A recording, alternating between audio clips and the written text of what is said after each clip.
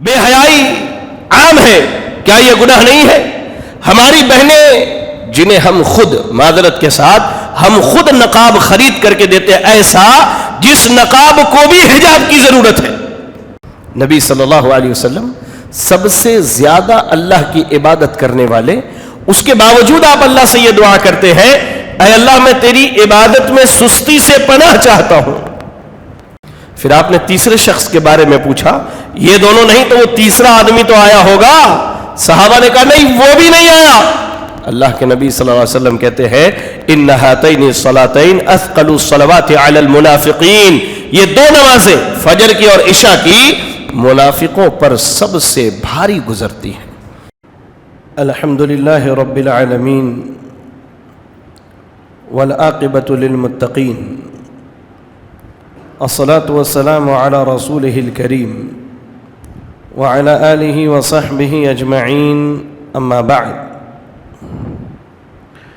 أعوذ بالله من الشيطان الرجيم، بسم الله الرحمن الرحيم، وما خلقت الجن والإنس إلا ليعبدون، رب اشرح لي صدري ويسر لي أمري واحلل عقدة من لساني يفقهوا قولي، اللهم لا حول ولا قوة إلا بك۔ لائق صد احترام صدر اجلاس، معزز علماء کرام، بزرگ حضرات، نوجوان ساتھیوں اور پردہ نشین خواتین اسلام، ہر طرح کی تعریف، ہر قسم کی بڑائی، ہر طرح کی بزرگی اس اللہ رب العالمین کے لیے ہے جس رب کائنات نے 6 دنوں میں آسمان و زمین اور ان کے درمیان کی چیزوں کی تخلیق کی، پھر مستوی عرش ہوا، جو اللہ تعالی اپنی ذات، اپنے اسماء و صفات اور اپنی تمام تر عبادات میں یکتا، اکیلا اور تنہا ہے۔ درود و سلام اللہ رب العالمین کے بھیجے ہوئے تمام نبیوں اور رسولوں پر، جنہیں اللہ تعالیٰ نے دنیا والوں کی رشد و ہدایت کے لیے اس جہاں فانی میں مبعوث فرمایا۔ خصوصیت کے ساتھ ہم سب کے امام، امام اعظم، امام کائنات، امام الانبیاء جناب محمد الرسول اللہ صلی اللہ علیہ وسلم پر۔ اللہم صلی علی محمد وعلی آل محمد کما صلیت علی ابراہیم وعلی آل ابراہیم انک حمید مجید۔ اللہم بارک علی محمد وعلی آل محمد کما بارکت علی ابراہیم وعلی آل ابراہیم انک حمید مجید۔ برادران اسلام، یہ اللہ رب العالمین کا شکر ہے کہ اللہ تعالی نے مجھ طالب علم کو دوبارہ موقع دیا کہ آپ سے روبرو ہو کر اس کے دین کی کچھ باتوں کو آپ کے سامنے رکھوں۔ لہذا میں اللہ سے دعا کرتا ہوں کہ اللہ رب العالمین مجھے حق کہنے اور ہم سب کو حق سن کر عمل کرنے کی توفیق عطا فرمائے، آمین۔ برادران اسلام، انتہائی اہم موضوع اور ایک عظیم مدعا ہے کہ آج اہل ایمان کی اکثریت اللہ کی عبادت سے غافل کیوں ہے؟ ہم اگر مسلم معاشرے کا جائزہ لیں تو جس طرح ہماری مسلم آبادی عید الفطر کے موقع پر، عید الاضحیٰ کے موقع پر، ماہ رمضان میں جمعہ کے دن یا جنازے کی نماز میں شریک ہوتی ہے، اتنی بڑی تعداد آج 5 وقتہ نمازوں میں کیوں نہیں شریک ہوتی؟ عبادت کے معاملے میں سستی، عبادت سے غفلت، اللہ کی عبادت سے دور ہونا، اس کے کیا وجوہات ہیں، کیا اسباب ہیں؟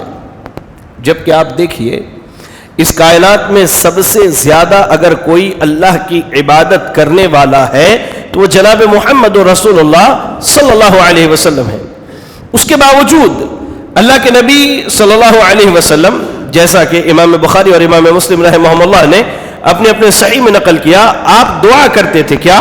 اللہم انی اعوذ بک من العجز والکسل، اے اللہ میں تیری پناہ چاہتا ہوں کہ میں عاجز ہو جاؤں اور تیری عبادت میں سستی سے تیری پناہ چاہتا ہوں یا اللہ۔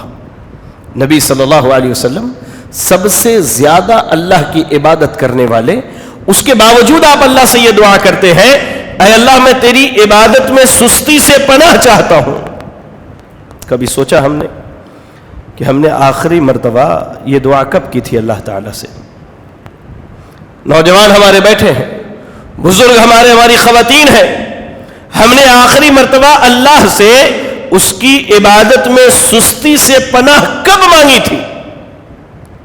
جانتے ہیں میں اس موضوع پر کیوں بات کرنا چاہتا ہوں کہ آج ہم عبادت کے معاملے میں اتنے سست کیوں ہیں، اتنے غافل کیوں ہیں؟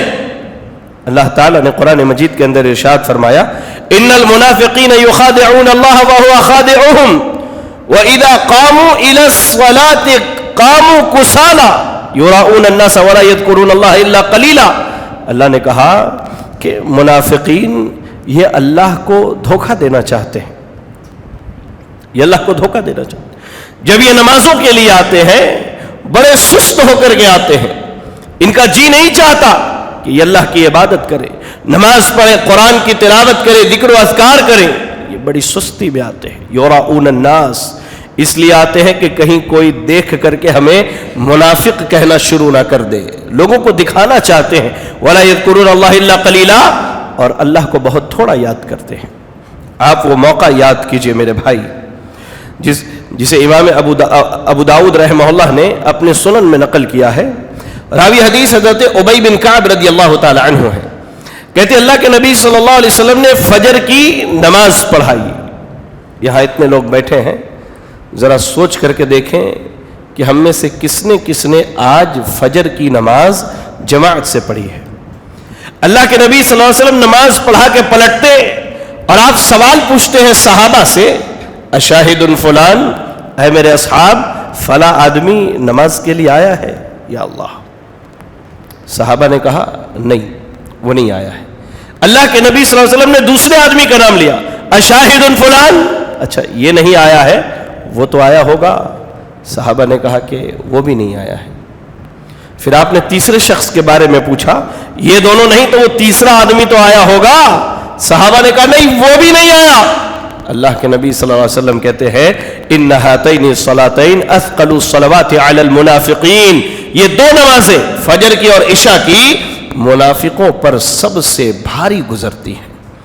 تو کہا جائے تو در حقیقت عبادت میں سستی، عبادت میں پیچھے رہنا، اللہ کی عبادت سے دور رہنا منافقوں کی علامت میں سے ایک بنیادی علامت ہے۔ اللہ کی پناہ، اللہ ہم سب کو عبادت میں سستی سے محفوظ رکھے۔ اب سوال یہ ہے کہ عبادت میں سستی کیوں ہے؟ آج اکثریت ہماری، آپ کہیے دین کے نام پر مرنے کے لیے تیار ہیں، دین کے نام پر سر کٹانے کے لیے ہم تیار ہیں، لیکن دین کے نام پر رب کے آگے سر جھکانے کے لیے تیار نہیں۔ آج ہماری اکثریت کا یہی حال ہے۔ آخر یہ عبادت سے ہم دور کیوں ہیں؟ تو اس تعلق سے میں آپ کو 3 باتیں بتلاؤں گا۔ کتنی باتیں؟ کتنی؟ 3 باتیں یاد کر کے جائیں گے انشاءاللہ۔ پہلی چیز، آج ہماری اکثریت عبادت سے اس لیے غافل ہے کہ ہم چاروں طرف سے گناہوں سے گھرے ہوئے ہیں۔ آج ہماری اکثریت کیا ہے؟ گناہوں سے گھری ہوئی ہے۔ ہر اعتبار سے اگر دیکھا جائے تو ہم گناہوں سے گھرے ہیں۔ اللہ نے قرآن مجید کے اندر ایک اصول بیان کیا، وَمَا أَصَابَكُم مِّن مُّصِيبَةٍ فَبِمَا كَسَبَتْ أَيْدِيكُمْ وَيَعْفُو عَن كَثِيرٍ۔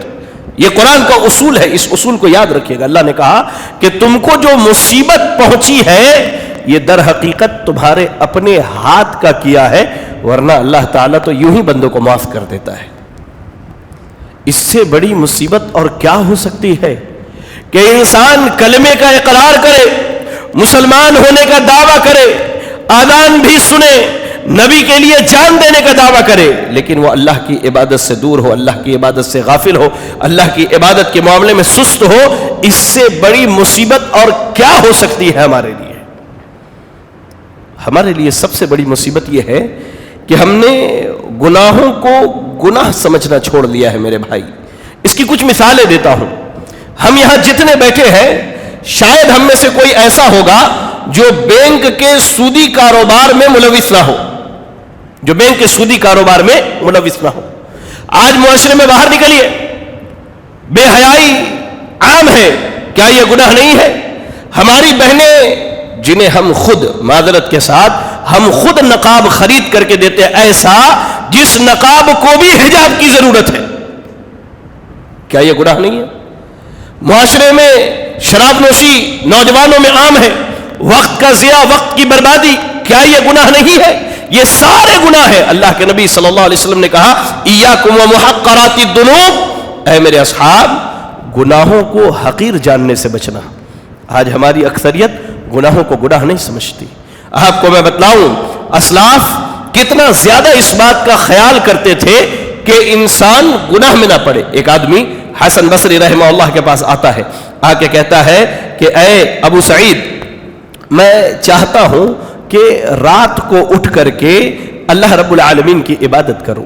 ہم میں سے اتنے بیٹھے, ہم ہر ایک کی خواہش ہوتی وہ رات کو اٹھ کے عبادت کرے. وہ چاہتا ہے کہ رات کو 2 رکعت پڑھ کے رب کو راضی کر لے, لیکن اسے توفیق نہیں ملتی. کیوں؟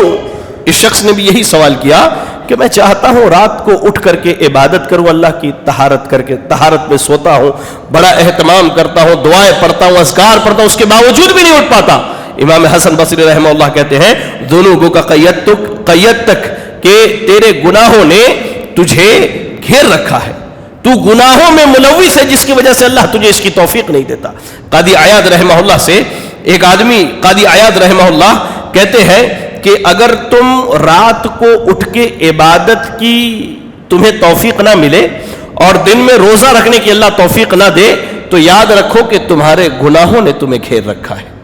یا اللہ, تو یہ گناہ ہیں جن کی وجہ سے ہمیں اور آپ کو آج عبادت میں سستی اور غفلت کا سامنا کرنا پڑتا ہے. تو اس کے لیے ہمیں توبہ کرنا ہوگا, اللہ کی طرف لوٹنا ہوگا, اللہ سے معافی مانگنی ہوگی, اللہ کے حضور گڑ گڑانا ہوگا, رونا ہوگا ہمیں, تب اللہ تعالی ہمیں عبادت کی توفیق دے گا. اچھا, دوسری بات, دوسرا مسئلہ علم کے تعلق سے ہے. جو ثواب شریعت نے ہمیں بتلائے ہیں, ہماری اکثریت اس ثواب سے غافل ہے میرے بھائی. اس کی ایک مثال دیتا ہوں. کئی دنوں سے اعلان چل رہا ہوگا آپ کی مسجد میں کہ آج کے دن آپ کی مسجد میں بعد نماز مغرب ایک اجلاس کا اہتمام کیا گیا ہے. اعلان سنا تھا آپ سب نے جی؟ گھر سے مزاج بنا کے آئے تھے, جائیں گے بیٹھ کر کے دین کی بات سنیں گے. جو اتنے لوگ نماز پڑھنے والے ہیں, جہاں 5-6 صف لوگ تھے وہاں 2 ہی صف لوگ موجود ہیں. کیوں؟ کیونکہ ہماری اکثریت اس ثواب سے غافل ہے جو ثواب اللہ تعالی نے اس عمل میں رکھا ہے. مثال کے طور پر میں آپ کو بتاؤں, معجم طبرانی کی روایت, اللہ کے نبی صلی اللہ علیہ وسلم نے کہا من غدا الى المسجد او راح من غدا الى المسجد لا يريد الا ان يتعلم خيرا او يعلمه, کہ کوئی آدمی گھر سے یہ ارادہ کر کے آئے کہ میں مسجد آنے کے بعد یا تو کچھ سیکھوں گا یا کسی کو سکھلاؤں گا, جب وہ واپس جاتا ہے تو جانتے اپنے ساتھ کیا لے کے جاتا ہے؟ کیا لے کے جاتا ہے؟ کسی کو پتا ہے کیا لے کے جاتا ہے وہ؟ جی, آپ سوچ بھی نہیں سکتے. اللہ کی رحمت اتنی کشادہ ہے کہ جب بندہ لوٹ کے واپس جاتا ہے تو اللہ رب العالمین اس کے نامہ اعمال میں ایک حج کا ثواب لکھواتا ہے. اکثریت کو نہیں معلوم ہے, اس لیے آج وہ دینی مجالس سے غافل ہے. ایسے ہی نماز کے لیے ہم نہیں آتے ہیں. کیوں؟ اس لیے کہ نماز کے لیے وضو شرط ہے.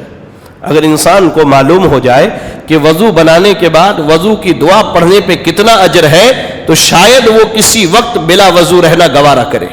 اللہ کے نبی صلی اللہ علیہ وسلم ارشاد فرماتے ہیں, سنن نسائی اور جامع ترمذی وغیرہ کی روایت ہے, اللہ کے نبی صلی اللہ علیہ وسلم نے کہا من توضأ فاحسن الوضوء, جس نے اچھی طرح سے وضو کی, ثم قال اشهد ان لا الہ الا اللہ وحدہ لا شریک لہ واشهد ان محمدا عبدہ ورسولہ اللهم اجعلنی من التوابین واجعلنی من المتطہرین. یہ دعا کئی سندوں سے ثابت ہے اور صحیح ہے, وضو کے بعد کی دعا.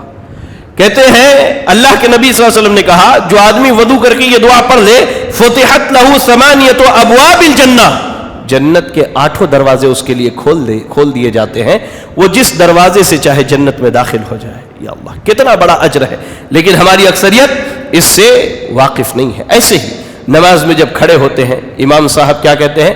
صفوں کو کیا کر لیجئے، کیا کیجئے؟ صفوں کو خالی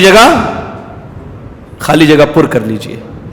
کتنے بد نصیب بھائی ایسے ہیں جو اہل حدیث مساجد میں صرف اس لیے نماز نہیں پڑھتے کہ یہاں قدم سے قدم ملا کر کے نماز پڑھی جاتی ہے، کیونکہ وہ یہاں آنا اس لیے پسند نہیں کرتے، انہیں اس چیز کا علم ہی نہیں ہے۔